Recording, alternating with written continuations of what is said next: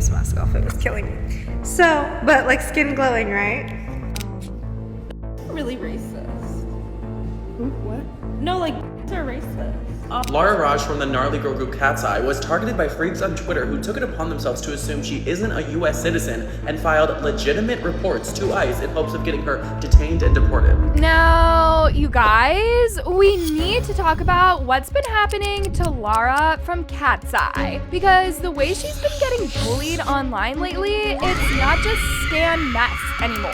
It's uncomfortable, it's targeted, and truth be told, it's starting to feel very racially charged. And the wild part, a lot of this noise is coming from the icons themselves. Now, let me take you back to exactly where this spiraled. So there's this TikTok going around that says every girl group has an ugly member. And when I first saw it, I was like, clearly not this one, like BFFR. Every single girl in Katseye is genuinely gorgeous. Face cards, stage presence, everything. So in my head, I'm thinking surely the comments are gonna be like, none of them, right? So I opened the comments. I screamed because almost every single comment was dragging one person. It was Lara. Like, no easing into it, no subtle shade, just straight up targeting her over and over and over. People naming her, singling her out, saying wild things that you don't really just scroll past. And at that point, I was like, okay, hold on. This isn't messy stan talk anymore. This is just mean. And guys, it is not okay to say some of this stuff because whether people want to admit it or not, words stick, especially when thousands of strangers saying the same thing about your face, your body, your presence, that messes with someone's self-esteem long term.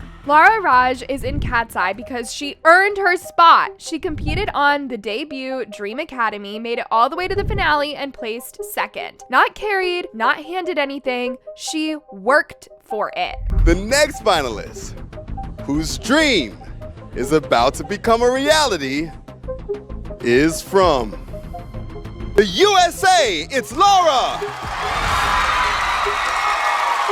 Basically, she's widely considered the main vocalist of the group. Fans constantly praise her vocals, her stage presence, and honestly, her interactions with the icons too. Like, she gives very idol energy. She's warm, she's engaged, she's present, and on top of that, representation matters here. Lara is an Indian American woman of Tamil descent, and her presence in a global pop group is a big deal. Not just, oh cool, but actually important. Fans have talked a lot about how her styling sometimes includes traditional Indian accessories, how her features aren't being erased or softened to fit some made-up standard, and how that breaks stereotypes we've seen in this industry forever, which is exactly why some of the hate feels suspicious. Now, I also started seeing comments like, the thing is, I see most of the hate coming from Indians themselves. When they say she uses our culture and stuff like that, I really feel crazy because, and y'all, that stopped me in my tracks because suddenly the narrative had changed from she doesn't fit to she's not doing enough. And that's when it clicked. A lot of people aren't mad at Lara's looks. They're mad at the way she exists. And another comment popped up saying they're mainly mad about the fact that she didn't involve herself in the Indian political situation a while ago. The girl from Never Have I Ever was caught up in the same mess. And I mean, there it is. Because we've seen this before. Someone becomes successful, represents a community, and suddenly people expect them to be a full-time spokesperson, activist, and political analyst on top of being an artist. And if they don't, the backlash starts. Now, of course, caring about real-world issues is important. No one is saying that it's not. But demanding that a young pop idol navigate complex political situations publicly or else be labeled fake, selfish, or a culture vulture is unfair. On the other hand, if you've been on Reddit or TikTok long enough, you already know what people really say when they don't like certain faces in certain spaces. In fact, Lara herself has spoken about receiving racist comments, one of them being someone comparing her to Momo, yes,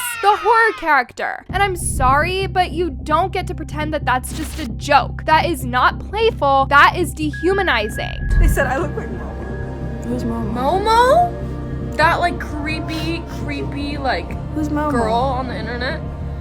That is...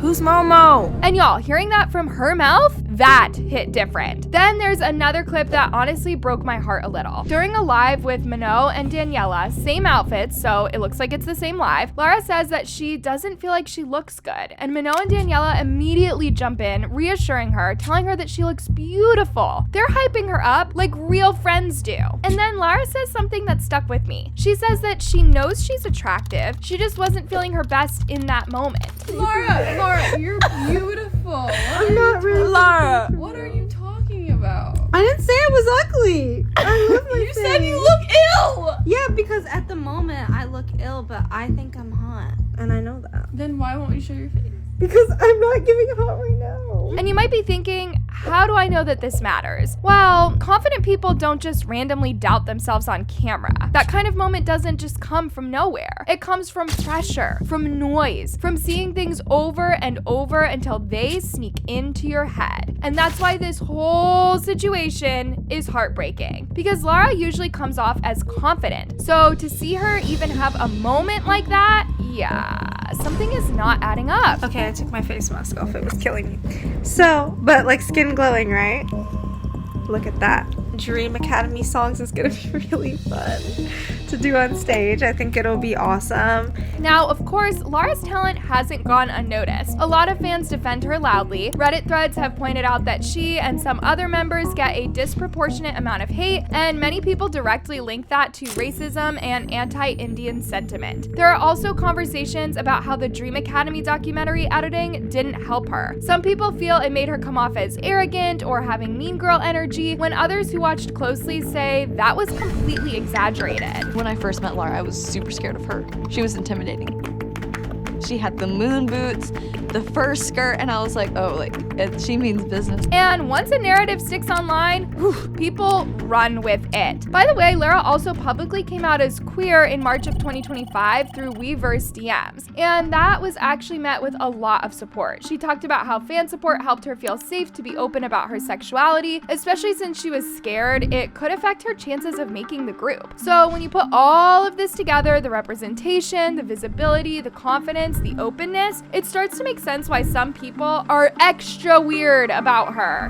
Growing up, I dealt with a lot of complexity, honestly, and fear, understanding my queerness and being able to voice it out loud. I came out when I was 14 to my loved ones and to my family. But, and this is important, Lara is not the only one getting hit. Because if you scroll long enough, you'll also see comments like, Megan should leave Katseye, or sorry, but Daniela, with people heavily implying that Daniela isn't pretty enough for the group. And guys, it doesn't stop there. Even Minot had her fair share of heat too, which is wild because a lot of the criticism towards Minot wasn't even about talent, it was about perception, that she didn't earn their trust when she wasn't a dependable teammate during the process. Like, what are we doing? This is a girl group, a talented one, a visually strong one, and yet the fan base is sitting there ranking, excluding, nitpicking, and tearing down the same girls that they claim to support. And y'all, you could not tell me this isn't rooted in something deeper than opinions. At this point, it's not critique, it's bullying wrapped up in stan language. And guys, I need icons to hear this part clearly. You do not uplift your faves by tearing down the members standing next to them. You don't protect a group by isolating one girl and making her the punching bag, and you definitely don't excuse racist or demeaning comments just because they're typed with emojis. To sum up, Lara is talented, earned her place, represents something meaningful, and has handled all of this with way more grace than most people would. Megan is talented, Daniela is talented, all of them are. So when the same fan base that screams protect Katseye is also the loudest source of the harm, yeah, that's the part nobody wants to address. Now, I want to know what you think. Do you think that this is just stan culture being messy, or do you think that the icons need to seriously check themselves before this gets worse? And if you've seen comments crossing the line, what stood out to you the most? Let's talk about it, because ignoring it clearly hasn't fixed anything.